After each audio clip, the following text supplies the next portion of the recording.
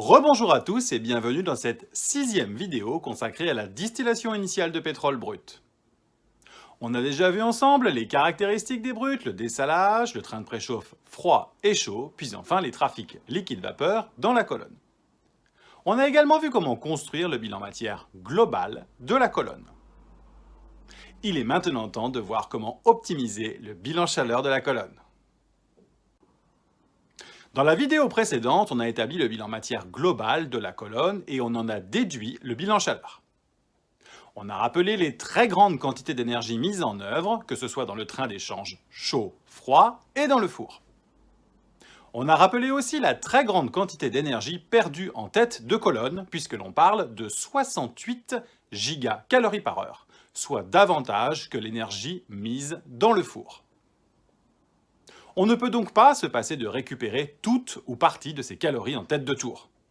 Alors, comment récupérer ces calories? On va récupérer une partie de ces calories à l'aide de l'installation de ce que l'on appelle un ou plusieurs reflux circulants. Un reflux circulant consiste à prélever du liquide dans la colonne à distiller, puis le refroidir et le réinjecter froid plus haut dans la colonne. L'intérêt est double. 1. Récupérer des calories dans la colonne et 2. À un niveau thermique intéressant. Je m'explique. Si on récupère les calories de tête de la colonne, le flux sera à la température de tête, soit 150 degrés C. Or, avec ce reflux circulant, on extrait des calories de la colonne à une température plus importante et ce sera plus intéressant pour chauffer le brut. En général, dans une colonne à distiller classique, on a deux reflux circulants, un en haut et un en bas.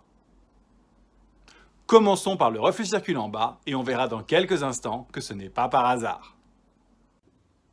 Alors, combien peut-on prélever de calories? Et surtout, peut-être que vous vous posez la question, mais enlever ces calories à un niveau thermique intéressant, est-ce que c'est pénalisant pour l'efficacité de séparation de la colonne? On a vu dans les vidéos précédentes comment s'établissait le trafic liquide-vapeur dans la colonne. La courbe bleue correspond au débit de liquide quittant le plateau, quand la courbe rouge correspond au débit de vapeur arrivant sur le plateau. Pour faire simple, on voit que la vapeur qui entre au niveau du plateau d'alimentation monte dans la colonne. Une fois que ce débit arrive en tête, la vapeur est condensée, puis une partie est soutirée, c'est le débit de naphta.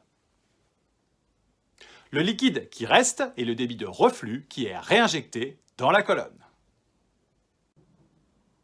Puis on voit les débits de liquide qui diminuent au fur et à mesure que l'on descend dans la colonne, puisque l'on va soutirer les 72 tonneurs de kérosène au plateau 7, puis les 37 tonneurs de gazole léger au plateau 16, et enfin les 56 tonneurs de gazole lourd au plateau 22. Voyons comment est impacté ce trafic au fur et à mesure que l'on extrait des calories dans la colonne via ces reflux circulants. Le reflux circulant bas se situe typiquement au niveau du gazole lourd. On prélève du gazole lourd non strippé directement au plateau 22, puis on le refroidit et on le réinjecte dans la colonne 2 ou 3 plateaux au-dessus de là où on l'a soutiré. Ceci nécessite donc une pompe de reflux circulant et un ou plusieurs échangeurs de chaleur. Prenons un exemple et commençons arbitrairement par extraire 5 gigacalories par heure. On voit que le fort débit de liquide sur les plateaux 18 à 20, c'est celui du reflux circulant. Puisque l'on a extrait 5 gigacalories par heure de la colonne et que l'on réinjecte le liquide froid, une partie de la vapeur qui monte est douchée et est donc condensée. C'est ce qui explique pourquoi on diminue le débit de vapeur du plateau 1 au plateau 18. En effet, on ne laisse donc pas monter intégralement la vapeur, on en condense une partie. Donc, cette vapeur que l'on a condensée n'ira pas jusqu'au condenseur, et donc ne sera pas condensée, et donc ne retombera pas sous forme de liquide via le reflux. C'est ce qui explique pourquoi les débits de liquide sont réduits du plateau 1 au plateau 18. Donc, pour faire simple, tout le trafic liquide-vapeur au-dessus de la zone du reflux circulant est revu à la baisse. En revanche, le trafic liquide-vapeur situé en dessous de la zone du reflux circulant est inchangé. Dans notre premier exemple, on a extrait 5 gigacalories par heure par le reflux circulant. Donc, par bilan énergétique, 5 gigacalories par heure de moins seront prélevées au niveau de l'aérocondenseur de tête. Comme on l'a dit juste avant, moins de vapeur monte, donc moins de liquide sera refluxé dans la colonne. Cette baisse de trafic liquide-vapeur engendrera une baisse du pouvoir de séparation de la colonne au-dessus de la zone du reflux circulant. Et oui, voici le prix à payer lorsque l'on enlève des calories à haut niveau thermique. On abaisse le pouvoir de séparation au-dessus de la zone du reflux circulant, mais pas en dessous. En effet, le point éclair du kérosène baisse de 0,3 degrés C. Mais le point de congélation est inchangé, tout comme le point de trouble du gazole total. Dans un souci de simplicité, on ne représente sur ce graphe plus que le débit de liquide seul qui redescend du plateau. 5 gigacalories par heure, c'est bien, mais peut-on faire mieux? Soyons ambitieux et cette fois-ci, extrayons 20 gigacalories par heure de la colonne. Sur le même raisonnement qu'on a fait juste avant, encore davantage de vapeur est condensée au contact du liquide froid que l'on a réinjecté, donc moins de vapeur monte, donc moins de liquide redescend, et encore moins de reflux. À 20 gigacalories par heure, la puissance de condensation se retrouve amoindrie d'environ autant, et le reflux passe de 318 à 207 tonnes par heure. Alors, quels sont les impacts sur les qualités des produits? Le point de flash du kérosène perd 1,4 degrés C, mais le point de congélation du kérosène est quasi inchangé, tout comme le trouble du gazole total. Alors, la question que vous vous posez peut-être, c'est « mais jusqu'où peut-on aller en termes de calories extraites ?» Augmentons encore la quantité de chaleur prélevée via ce reflux circulant à 31 gigacalories par heure.